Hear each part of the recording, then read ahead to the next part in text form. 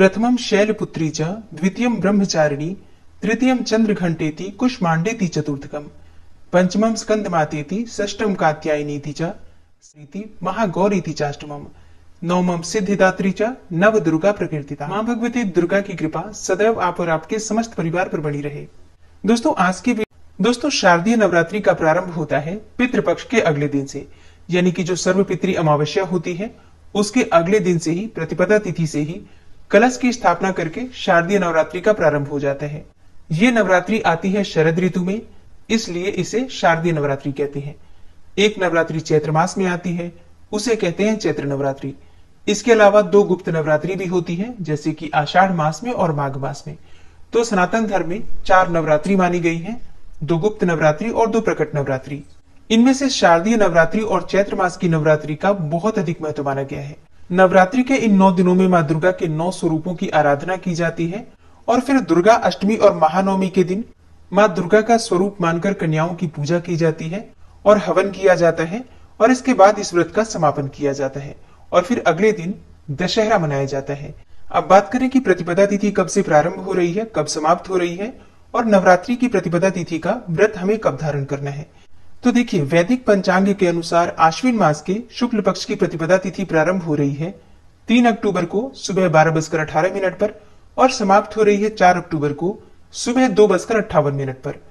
तो ऐसे में सूर्योदय कालीन तिथि के अनुसार शारदीय नवरात्रि का प्रारंभ होगा 3 अक्टूबर 2024 को, दिन होगा गुरुवार का।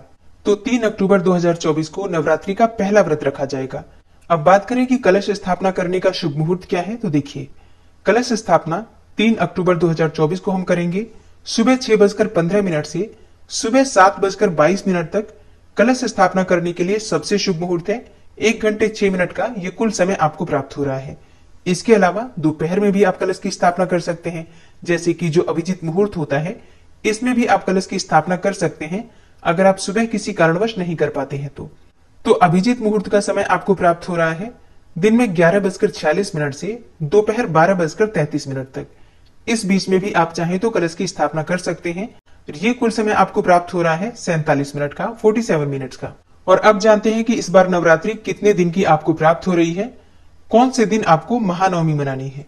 देखिए, 3 अक्टूबर को पहला दिन होगा नवरात्रि का, घट स्थापना आपको करना है और शैलपुत्री माता की पूजा आराधना इस दिन की जाएगी। नवरात्रि का दूसरा दिन होगा 4 अक्टूबर 2024 को, दिन होगा शुक्रवार का, माता ब्रह्मचारिणी की पूजा आप करेंगे। और शारदीय नवरात्रि का तीसरा दिन होगा, यानी कि तृतीया तिथि 5 अक्टूबर 2024 को है। इस दिन आप माता चंद्रघंटा की पूजा करेंगे, जो माता दुर्गा का तीसरा स्वरूप मानी जाती है। शारदीय नवरात्रि का चौथा दिन होगा 6 अक्टूबर 2024 को, दिन होगा रविवार का। इस दिन विनायक चतुर्थी भी है और इस दिन मां भगवती दुर्गा के चौथे स्वरूप मां कुष्मांडा की आराधना आपको करना है। नवरात्रि की पंचमी तिथि आपको प्राप्त हो रही है 7 अक्टूबर 2024 को, जिस दिन आपको माता स्कंद माता की पूजा आराधना करना है और ये दिन होगा सोमवार का। 8 अक्टूबर 2024 मंगलवार के दिन माता कात्यायनी की आराधना करेंगे, जो कि मां दुर्गा का छठा स्वरूप मानी जाती है। 9 अक्टूबर 2024 को माता कालरात्रि की आराधना की जाएगी और माता कालरात्रि को मां दुर्गा का 7वां स्वरूप माना जाता है। 8वां दिन नवरात्रि का अष्टमी तिथि 10 अक्टूबर 2024 को आपको प्राप्त होगी। इस दिन माता महागौरी की पूजा की जाएगी, जो कि मां दुर्गा का 8वां स्वरूप मानी जाती है।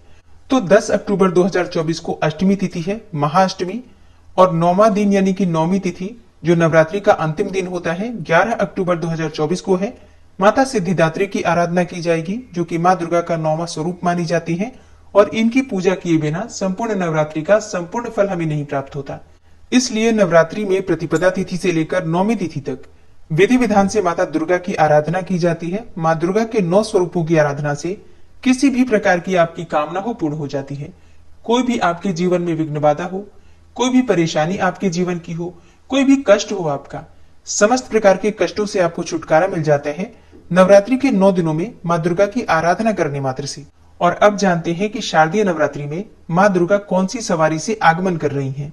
देखिए, इस बार नवरात्रि का प्रारंभ हो रहा है गुरुवार से और गुरुवार के दिन जब नवरात्रि का प्रारंभ होता है तो ऐसा माना जाता है कि माता की जो सवारी होती है पालकी होती है। इस प्रकार का वर्णन मिलता है देवी पुराण में। अच्छा, शारदीय नवरात्रि का प्रारंभ होने से पहले आपको कुछ विशेष बातों का ध्यान रखना चाहिए, जैसे कि माँ का आगमन होता है हमारे घर में। ऐसा माना जाता है कि प्रतिपदा तिथि से लेकर और नौमी तिथि तक माँ दुर्गा इस धरती पर अपने भक्तों के घरों में वास करती हैं। तो इसलिए हमें अपने घर की साफ सफाई करनी चाहिए। नवरात्रि से पहले ही अपने घर की साफ सफाई कर लीजिए अच्छी तरह से। मतलब घर के कोने कोने की साफ सफाई इस समय में हो जानी चाहिए। ऐसा माना जाता है कि माँ दुर्गा उसी के घर में वास करती हैं जहां पर की साफ सफाई होती है और जहां पर कलह क्लेश नहीं होता, जहां पर सबके बीच में प्रेम बना रहता है, वहीं पर माता का आगमन होता है। तो अपने घर में आपको ध्यान रखना है किसी भी प्रकार से नवरात्रि के इन 9 दिनों में कलह क्लेश ना हो। लहसुन प्याज का सेवन नवरात्रि में नहीं करना चाहिए। मांस मदिरा का तो भूल कर भी नहीं करना चाहिए। अगर आप कलश की स्थापना करते हैं तो आपको अपने घर को कभी भी खाली नहीं छोड़ना चाहिए। मतलब कोई ना कोई व्यक्ति हर वक्त घर में रहना ही चाहिए। अगर आप अखंड दीप दान करते हैं तब भी आपको इस नियम का पालन करना है। एक और चीज, नवरात्रि के इन 9 दिनों में बाल और दाढ़ी नहीं कटवानी चाहिए। इसके अलावा नाखून भी नहीं काटना चाहिए। तो ये कार्य आपको नवरात्रि से पहले कर लेना है। नवरात्रि प्रारंभ होने से पहले आपको जो भी जरूरी चीजें हैं पूजा की, वो सभी चीजें खरीद कर अपने घर में पहले रख लेना है। आप चाहे माता की मूर्ति खरीदना चाहते हो या फिर चुन्नी माता की लेनी हो, नारियल इत्यादि लेना हो, ये सभी चीजें आप पितृपक्ष में भी ले सकते हैं। मतलब जैसे कि नवरात्रि तो अगले दिन से ही प्रारंभ हो जाती है ना, जैसे कि अमावस्या के अगले दिन नवरात्रि का पहला दिन होता है।